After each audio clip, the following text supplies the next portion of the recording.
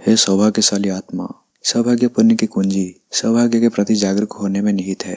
यदि आपकी जागरूकता अलग अलग दिशाओं में मुड़ जाती है, जो आपके पास नहीं है या जो आप सोचते हैं या कल्पना करते हैं कि आपके पास नहीं है, तो विचार का यह अलग दिशा वाला पैटर्न आपको उन कई चीजों से अनजान बना देगा जो आपके पास है। प्रत्येक व्यक्ति निर्माता की दृष्टि में अलग और अद्वितीय है।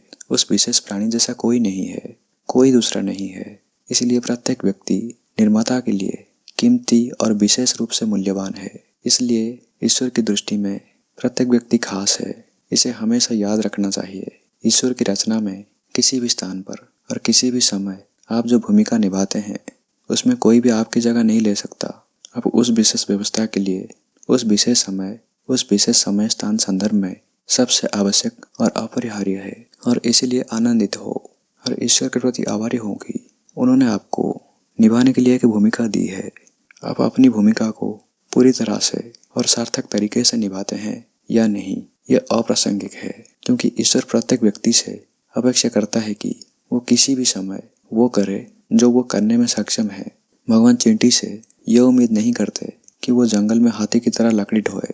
ना ही भगवान हाथी से ये उम्मीद करते हैं कि वो निगल और कबूतर की तरह हवा में शान से उड़े। वो पक्षियों से उम्मीद करते हैं कि वो उड़े, और वो जो करते हैं उसके लिए वो उनसे प्यार करते हैं। वो हाथियों से ये उम्मीद करते हैं कि वो अपनी भूमिका निभाएं, जंगल को गरिमा प्रदान करें और ताकत के अविश्वसनीय काम करें। और वो मनुष्य से मनुष्य की तरह जीने की उम्मीद करते हैं।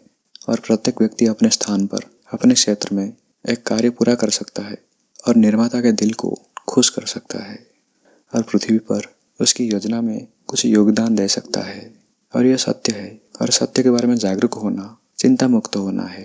सत्य के बारे में जागरूक होना ईश्वर के प्रति आभारी होना है। आपने मुझे अद्वितीय बनाया है, आपने मुझे एक भूमिका दी है और आपने मुझे प्रेरित किया है और मेरी भूमिका को पूरा करने और अपना हिस्सा निभाने के लिए सभी सहायक कारक मेरे पास लाए हैं। इसके लिए मैं हमेशा धन्यवाद देता हूँ। कोई भी व्यक्ति अनावश्यक नहीं है, कोई भी व्यक्ति बेकार नहीं है। ईश्वर की दृष्टि में कोई भी कम नहीं है। जो ईश्वर की रचना को वैसे ही स्वीकार करते हैं जैसे वो है, उनके लिए ईश्वर ने जो कुछ भी बनाने के लिए उचित समझा वो किसी भी तरह से परिपूर्ण है। इसमें कुछ भी गलत नहीं है और यह स्वीकार है। उनके लिए जो कुछ भी ईश्वर से निकलता है वो उनकी दिव्यता और पुण्यता का हिस्सा है। और इसलिए ईश्वर अपनी योजना में और ईश्वर के अपने तरीके से पूरी तरह से पूर्ण है। इस तरह अगर हम इस सच्चाई को स्वीकार करते हैं कि ईश्वर के लिए हम अद्वितीय हैं और इसीलिए हम उन सभी के लिए अद्वितीय हैं जो ईश्वर की दृष्टि की निष्पक्षता से देखने की कोशिश कर रहे हैं, तो ईश्वर की उपस्थिति में और जो ईश्वर की भक्त हैं, हमें घर जैसा महसूस होना चाहिए। हम पहुंच गए हैं। हम अब दिल में परेशान महसूस नहीं कर सकते।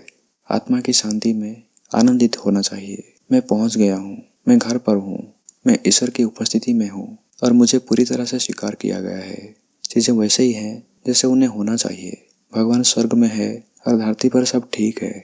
यह उन लोगों का विश्वास, दृढ़ विश्वास है जो ईश्वर के असीम प्रेम में विश्वास रखते हैं, जिन्हें ईश्वर की असीम अच्छाई पर भरोसा है और जो यह सुनिश्चित करते हैं कि ईश्वर के हृदय में उनका एक विशेष और अनूठा स्थान है। यह हमेशा उनके लिए सुरक्षित रखा गया है और कोई भी इसे उनसे छीन नहीं सकता, क्योंकि ईश्वर का असीम हृदय पूरे ब्रह्मांड और उसके भीतर की तरह हर चीज को समाहित करने के लिए काफी बड़ा है। इस प्रकार जानने पर हमें अपने हृदय में बहुत आराम, बहुत संतुष्टि और संतोष होना चाहिए और यही आंतरिक आनंद का रहस्य है। धन्यता का कुंजी और शांति और आंतरिक शांति का मार्ग है, जहाँ कोई उलझाट, उत्तेजना या बेचैनी नहीं है। ईश्वर की शांति पूरी धरती पर व्याप्त है। ईश्वर की शांति हर जगह बाहर और भीतर व्याप्त है। ईश्वर की शांति सभी चीजों में अंतर्निहित एक महान सत्य है जो हमेशा मौजूद है, हमेशा सुलभ और उपलब्ध है, हमेशा पूर्ण और अटूट है। इस सत्य के प्रकाश में जीने की कोशिश करें। दिल और दिमाग शांत हो जाएंगे। कभी तुलना और विरोधाभास ना करें, क्योंकि अद्वितीय चीजों के बीच कोई तुलना और विरोधाभास नहीं होता है।